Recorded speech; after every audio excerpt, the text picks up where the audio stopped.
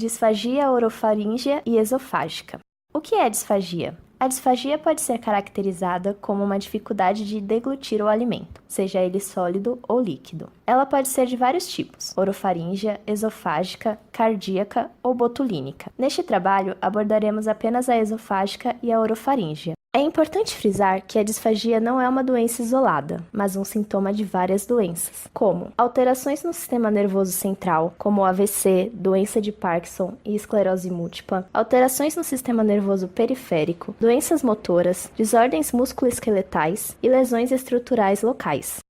As causas da disfagia esofágica podem ser tumores esofágicos, anel esofágico baixo, doença de Chagas, escleroderma e disfunções esofágicas não específicas. Clinicamente, há dois tipos de disfagia. A disfagia orofaríngea geralmente caracteriza-se por alteração das fases oral e faríngea da deglutição, geralmente causadas por doenças neurológicas. A causa mais comum de disfagia é o acidente vascular cerebral.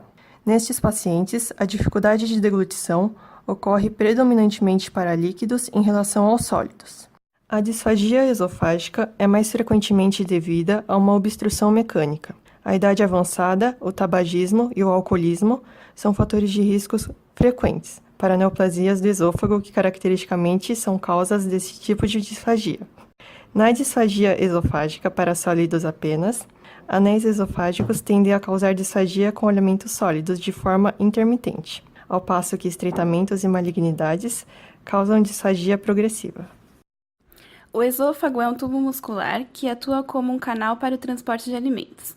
A parede do esôfago possui 4 camadas: camada mucosa, camada submucosa, camada muscular própria e camada adventícia. A inervação neural do esôfago é realizada pelo plexo mientérico, que está localizado entre as camadas musculares e é responsável pelo peristaltismo esofágico.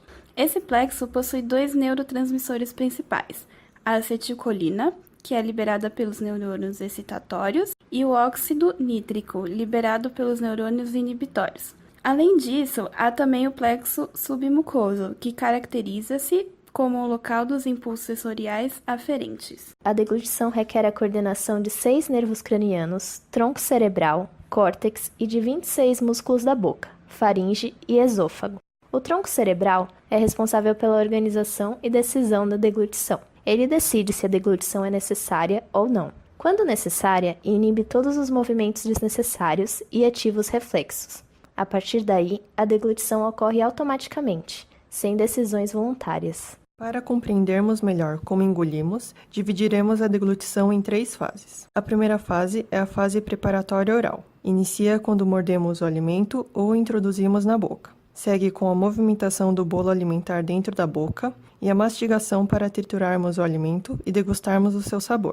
Finalizada esta etapa, o alimento é posicionado no centro da língua. Os lábios se fecham e a língua faz um movimento ondulatório para trás, pressionando o alimento contra o palato, céu da boca. Este também se fecha, impedindo que o bolo entre na cavidade nasal. Com esta pressão, o alimento se desloca para o fundo, chegando até a faringe. Esta é a única fase da deglutição que comandamos por nossa vontade própria.